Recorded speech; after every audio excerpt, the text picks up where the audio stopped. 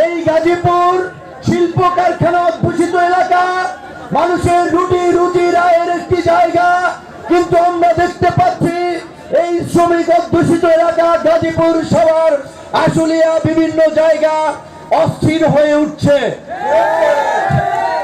আমরা পরিষ্কার ভাবেই বলি, শ্রমজীবী মানুষের অধিকার আদায়ে গণ অধিকার পরিষদ লড়াই করেছে। শ্রমজীবী মানুষের অধিকার প্রতিষ্ঠিত না হওয়া পর্যন্ত গণ অধিকার পরিষদের এই লড়াই অব্যাহত থাকবে। ন্যূনতম মজুরি কিংবা জিনিসপত্রের দামের প্রতিবাদে গণ অধিকার পরিষদ, শ্রমিক অধিকার পরিষদ সবসময় রাজপথে ছিল। যখন ওই চট্টগ্রামের তাপ বিদ্যুৎ কেন্দ্রে শ্রমিকদেরকে গুলি করে পিটিয়ে মারা হয়, ন্যূনতম মজুরি বৃদ্ধির আন্দোলনে শ্রমিকদের উপরে লাঠিচার্জ করা হয়, বকেয়া বেতনের দাবিতে শ্রমিকদের আন্দোলনকে দমন করার জন্য লাঠিয়াল বাহিনী ব্যবহার করা হয়, আমরা তার পাশে দাঁড়িয়েছি। আগামীতে শ্রমিকদের যে কোনো যৌক্তিক এবং ন্যায়সঙ্গত অধিকার আদায়ের আন্দোলন সংগ্রামে শ্রমিক অধিকার এবং আমরা অগ্রভাগে থাকব। শ্রমিক ভাই বোনদেরকে আমরা এই কথাটুকু বলতে পারি।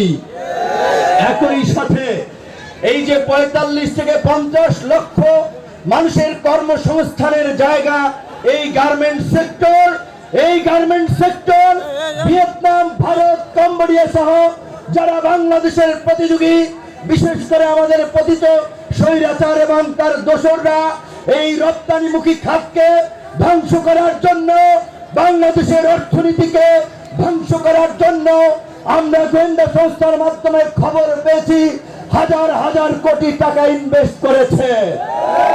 কাজেই আমার শ্রমিক ভাই বন্ধুদের প্রতি অনুরোধ থাকবে, কারো উস্কানিতে পা দিয়ে মিল কারখানায় কোন ধরনের বিশৃঙ্খলা করবেন না। কোন ধরনের আন্দোলন করে শিল্প কারখানা বন্ধ করবেন না। আপনাদের যদি কোনো দাবি থাকে, আপনাদের যদি কোনো অন্যায্য অবিচার অন্যায়ের বিষয় থাকে, আজকে দেশের পুরো দেশের জনগণকে সাক্ষী রেখে কথা বলছি, গণ অধিকার পরিষদের কেন্দ্রীয় স্থায়ী কার্যালয় আলরাজি কমপ্লেক্সের ৩ তলায় যাবেন। আপনাদের প্রত্যেকটি দাবি আদায়ে আমরা রাজপথেও থাকবো, আলোচনার মাধ্যমে সমাধানও করব। কিন্তু বন্ধুগণ, আপনাদেরকে ভুলে গেলে চলবে না, এই সবেমাত্র ২ মাস হয়েছে ছাত্র জনতা গণ অভ্যুত্থান করে একটা ফাসিস্ট শাসনের পদত্যাগ ঘটিয়েছে, একটা ফাঁসিবাদী শাসনের অবসান ঘটিয়েছে। এই ফাঁসিবাদী শাসকরা গত ১.৫ দশকে অন্তত কয়েক হাজার পরিবারকে হাজার কোটি টাকার মালিক বানিয়েছে, কয়েক লক্ষ পরিবারকে শত শত কোটি টাকার মালিক বানিয়েছে। কাজে এই সরকার যেন সুন্দরভাবে দেশ চালাতে না পারে, বাংলাদেশ যেন একটি ব্যর্থমান কার্যকর রাষ্ট্রে পরিণত করে, তাই তারা নানামুখী চক্রান্ত করছে। তাই তাদের চক্রান্ত সম্পর্কে সজাগ এবং সতর্ক থেকে দেশকে স্থিতিশীল রাখতে হবে। দেশের অর্থনীতির চাকাকে সচল করার জন্য গার্মেন্টস সহ সকল সেক্টরকে স্থিতিশীল রাখতে হবে।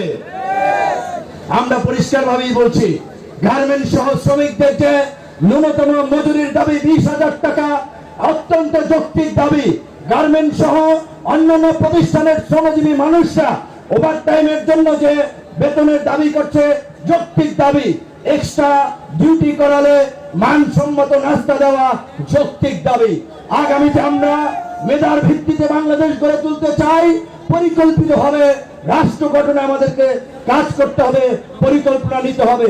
আমরা মনে করি গর্ভবতী মায়েদের গর্ভবতী হওয়া থেকে শুরু করে তার মানসম্মত খাবার, সুষম খাদ্যের জন্য রাষ্ট্রকে একটা ভর্তুকি দেওয়া উচিত, যাতে মেধাবী একটা নতুন শিশুর দুনিয়াতে আগমন ঘটে। মেধাবী শিশু তৈরি হলেই আগামীর সুন্দর ভবিষ্যৎ গড়ে উঠবে। এই যে আমাদের শ্রমজীবী মানুষ চিকিৎসা পায় না, ঢাকা মেডিকেলের বারান্দায় ঘুরতে ঘুরতে জুতা স্যান্ডেল ক্ষয়, পিজিতে একটা সিট পাওয়া যায় না, বেসরকারি হসপিটালে সবাই চিকিৎসা নিতে পারে না।